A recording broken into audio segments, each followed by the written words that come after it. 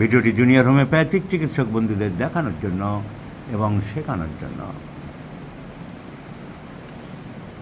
এটি হোমিওপ্যাথদের কাছে আরেকটি বড় চ্যালেঞ্জ। 13 বছরের বাচ্চাটি একজন স্কুল শিক্ষকের বাচ্চা। এ হচ্ছে আমাদের মাস্টারমশাই, স্কুল শিক্ষক, মুর্শিদাবাদের একটি স্কুলের শিক্ষক উনি।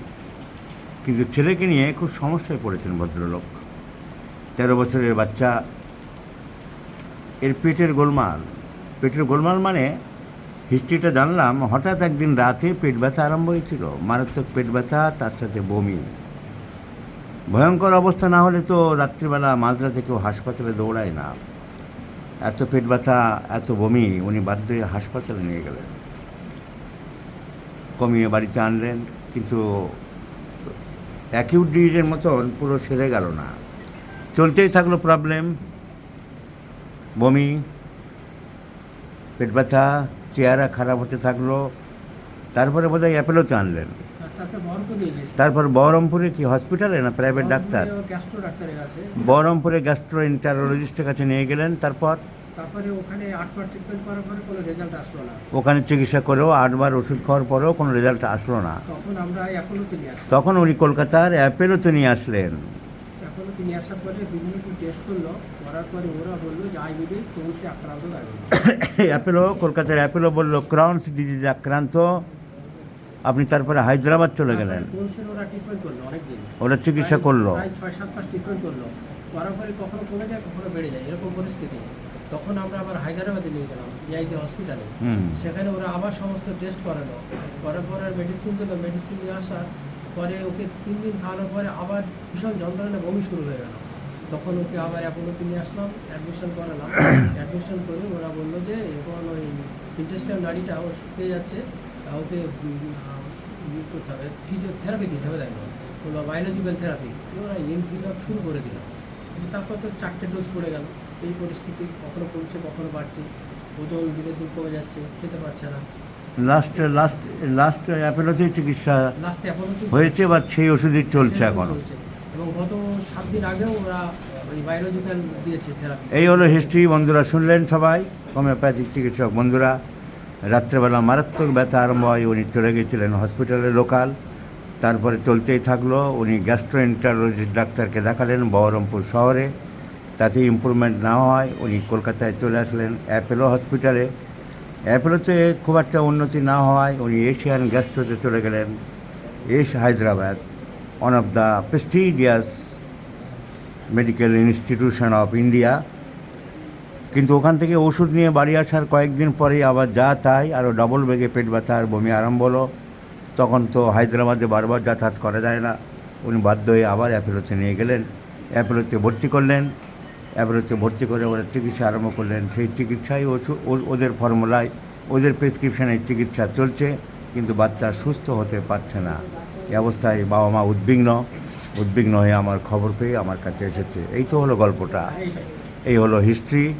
এখন এই বাচ্চাকে আমি সুস্থ করে দেবো। And this is another challenge, again a challenge to us, challenge to homeopaths, challenge to survive the homeopaths in these rivals world. বাচ্চা, তোমার নাম বলো। আমার নাম নাইম খন্দকার। তুমি কোথায় থাকো? আমি থাকি মুর্শিদাবাদ জেলার আমতলা। তুমি কোন ক্লাসে পড়ো? ক্লাস 7। তুমি ক্লাস 7-এ পড়ো। তুমি 5 আর 5 যোগ করো। 5 আর 5 যোগ করলে 10 হয়। 10 আর 10, 10 আর 10 20। তাড়াতাড়ি বলবে। 20 20, 40 40 40, 80 80 160 আর 160,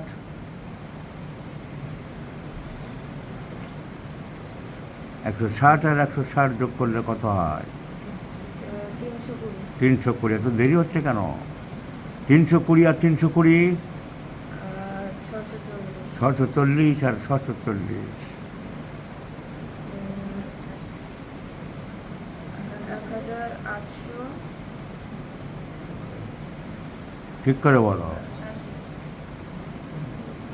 কি করতে হবে তোমাকে?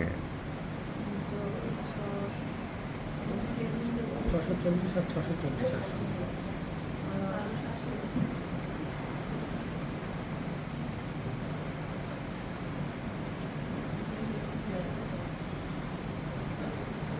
তোমাকে তো দুটো 600 তো পারবে, দুটো 600 আর 600 যোগ করে একটা সাইডে বসা রাখো না, কত হলো? 1200, আর দুটো 40 যোগ করো না, 80, এবার দুটো একসঙ্গে যোগ করে দাও না। 1200, তো এতখানে এত ভাবনা চিন্তা কী করতে হচ্ছে? আমার একবারে যদি হসপস হয়ে যায় তাহলে আমি দুটো 600কে এক জায়গায় করে রেখে দিই, আর দুটো 40কে করে রেখে দিই, এবার দুটোকে জোরে দিই। আকাশে পাখিগুলি উড়িতেছে, ইংরেজি বলো।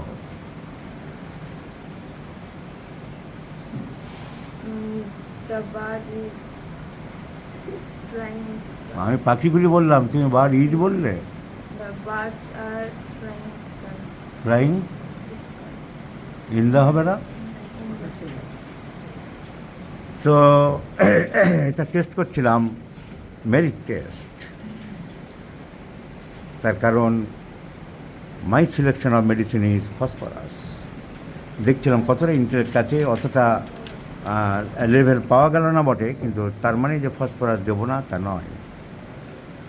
ডিকেস চিকেন করেছে আমাদের একজন জুনিয়র ডাক্তার, টিউবারকুলোসের পক্ষপাতী হয়েছিল, কারণ ওর ট্রাভেলিং ডিজায়ার আছে, বেড়াতে বাচ্চাটি ভালোবাসে, চেহারা আছে এরকম, এবং বংশে টিবি পাওয়া গেছে, বাবার দিকে টিবি ছিল, কুকুরের ভয় আছে, ফিয়ার অফ ডগস, এইগুলো চিন্তা করে ও টিউবারকুলোসিস নাম ভেবেছিল।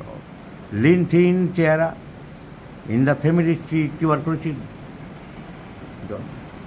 In the family history tuberculosis. কুকুরের ভয় পাও, ফিয়ার অফ ডগস, বেড়াতে খুব ভালোবাসো। কোথায় বেড়াতে গেছো? বেড়াতে এখন পর্যন্ত কোথাও যায়নি, সে চিকিৎসার জন্য হায়দ্রাবাদ আর কলকাতায় এই দুটো বেড়ানো গেছে। কিন্তু যেখানে যাও তোমার খুব ভালো লাগে এবং যেতে ইচ্ছা করে নিত্য নতুন জায়গায়। সো টিউবারকুলোসিস নাম কিছু সিমটম আছে।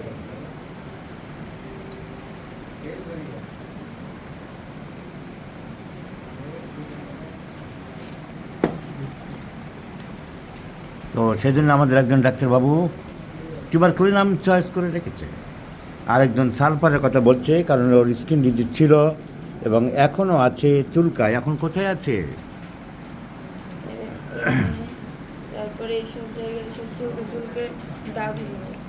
চুলকে দাগ হয়ে গেছে।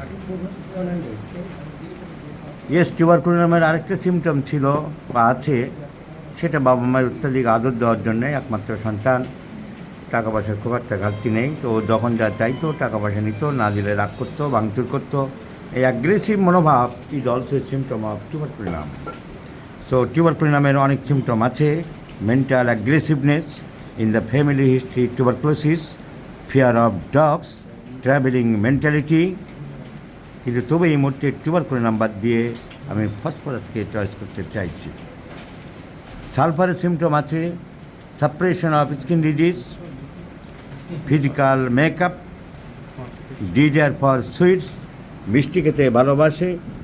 শীত গরমের মধ্যে কোনটা তোমাকে বেশি কষ্ট দেয়? গরম। গরম বেশি। So sulphur is the choice of medicine may be. তবে আমি টিউবারকুলোসিস ফসফরাস দিতে চাইছি এই কারণে, from the very beginning there is history of vomiting. Calcarea carb, phosphorus, ভমিটিংয়ের সাথে একটা সম্পর্ক থাকে। নাম্বার 1, দ্য পিকুলিয়ার সিমটম, বাঙালির ছেলে কিন্তু মাছ পছন্দ করে না। Aversion to fish, another important symptom of phosphorus. মাছ তুমি ভালোবাসো কি বাসো না? মাছ একবারে খেতে পারি না। কেন? কারণটা জানতে পারি? কারণ মাছ আমার খেতে মন চায় না। খেতে মন চায় না। Fish aversion to phosphorus. So মাছ খেতে চায় না, fish aversion to phosphorus, vomiting from very beginning phosphorus, desire for cold drinks, ঠান্ডা জল খেতে ভালোবাসে, ফিয়ার অফ ডার্কনেস, অন্ধকারের ভয় পায়। অন্ধকারে ভয় পাও? অন্ধকারে ভয় পায়। মেন্টাল রেস্টলেসনেস, মানসিক অস্থিরতা আছে, না সবসময় অস্থিরতা একটা কাজ করে ভিতরে। চুপচাপ এক জায়গায় থাকতে পারে না। So great mental restlessness. And another symptom, phosphorus acts over the gastrointestinal tract. পুরো gastrointestinal tract, stomach, duodenum, ileum, jejunum, total ট্র্যাক্টের উপরে ফসফরাসের ফিয়ার্স অফ অ্যাকশন আছে। Another important symptom is emaciation. তার বাবা বলছে বারবার চেহারা খারাপ হয়েছে। কত ওজন কমেছে মনে হয়? ওজন প্রায় 13 কিলো, 13 কিলো ওজন কমেছে। তা তো অনেক মোটা ছিল। 14 কিলো করে আছে। So tremendous loss of weight. Weight খারাপ হতে থাকে, চেহারা খারাপ হতে থাকে। ফসফরাস বলছে ইভেন স্কেলিটন হয়ে যেতে পারে চেহারা খারাপ হতে হতে। এমাসিয়েশন এক্সট্রিম হতে পারে, এমাসিয়েশন র্যাপিড হতে পারে, is reduced almost to a skeleton, almost to a স্কেলিটনও হয়ে যেতে পারে। ফসফরাস দ্রুত চেহারা খারাপ করতে পারে, এমনকি স্কেলিটনও করতে পারে। ফসফরাসের vomiting is a predominant symptom. ফসফরাসের aversion to sweets, phosphorus fear of darkness and thunderstorm, phosphorus desire for cold drinks, phosphorus strong aversion to fish, phosphorus mentally tremendous restlessness. So my choice of medicine is so let's prescribe phosphorus 0/1, 0/2, etc. আমি বিশ্বাস করি এই একটি মাত্র ওষুধে এই বাচ্চাটি সুস্থ হয়ে যাবে। এত কিছু চিন্তা ভাবনা করার দরকার ছিল না। আমি বারবারই বলেছি যে এদের খাজনার থেকে বাজনা বেশি। এরা ক্যানাস্তারা বাজাতে, টিন বাজাতে বেশি ব্যস্ত, রোগীর ভিতরে প্রবেশ করতে পারে না, রোগীর অন্তর্নিহিত সিমটমস অনুধাবন করতে পারে না। বাচ্চাটা আদুরে বড় হয়েছে, টাকা পয়সার কোনো হিসাব নিকাশ এরা রাখতো না।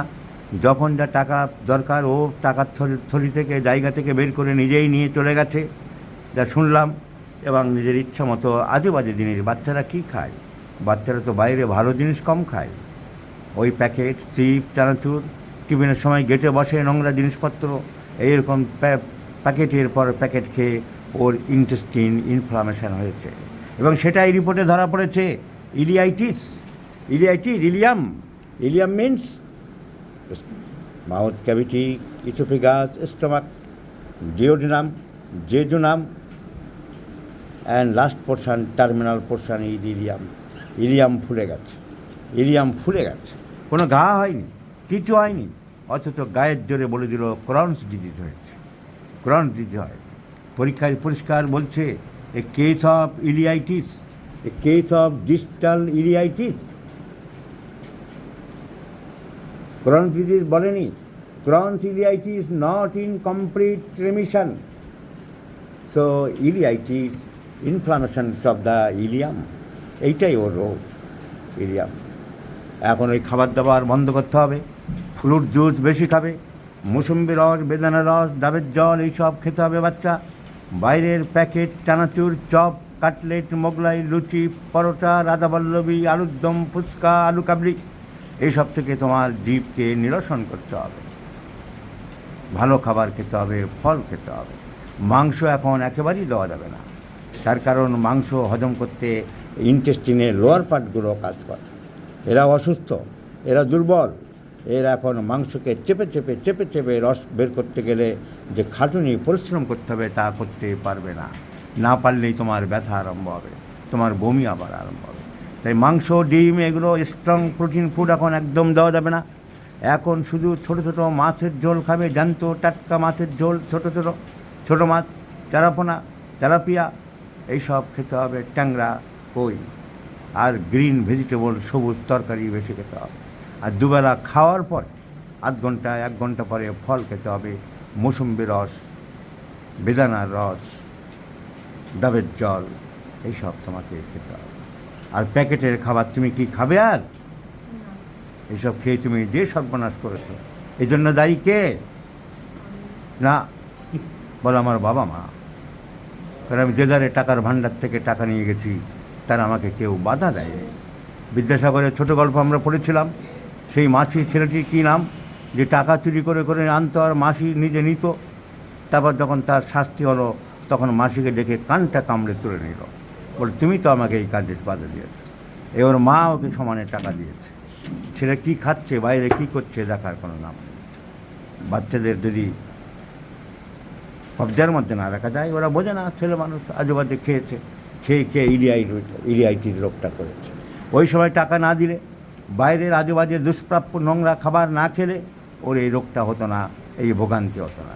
আজকের যে লক্ষ লক্ষ টাকা খরচ করতে হচ্ছে, আজকের যে এশিয়ান ইনস্টিটিউট অফ গ্যাস্ট্রোএন্টারোলজি সেন্টারে যেতে হচ্ছে, আজকের যেই অ্যাপোলো হসপিটালে দেখাতে হচ্ছে, আজকের এই দুর্দশা, আজকের যেই পরিশ্রম, দৌড়াদৌড়ি, ছুটোছুটি, মানসিক টেনশন, অ্যাংজাইটি, উৎকণ্ঠা, ওয়ারিনেস, এর কোনো প্রয়োজন ছিল না। বাচ্চাটাকে যদি কন্ট্রোলে রাখা যেত, বোঝানো যেত, আজেবাজে খাবার না দেওয়া যেত। এখনও সময় আছে। একবার দুবারের ওষুধে আমি সুস্থ করে দেবো। শুধু আপনাদেরকে সাবধান হতে হবে যেন বাচ্চা বাইরের আজেবাজে জিনিস না খায়। আবার বলছি, মাংস, ডিম এই এখন দেবেন না। ফলের রস খাবে, সবুজ তরকারি, ঝিঙে, ঢ্যাঁড়স, লাউ এই সমস্ত খাবে হালকা রান্না করে। আর ছোট ছোট চারা পোনা খাবে, চারা মাছ খাবে, ছোট মাছ খাবে, জ্যান্ত মাছ খাবে। একবার দুবারের ঔষধে বাচ্চা সুস্থ হবে। তো যারা আমার ভিডিওটি দেখছেন বন্ধুরা, ফেসবুক বা ইউটিউবে যারা ভিডিওটি পর্যালোচনা দেখছেন, তারা ভিডিও নাম্বার খেয়াল রাখুন। এটা আর একটা চ্যালেঞ্জ আমি অ্যাকসেপ্ট করলাম।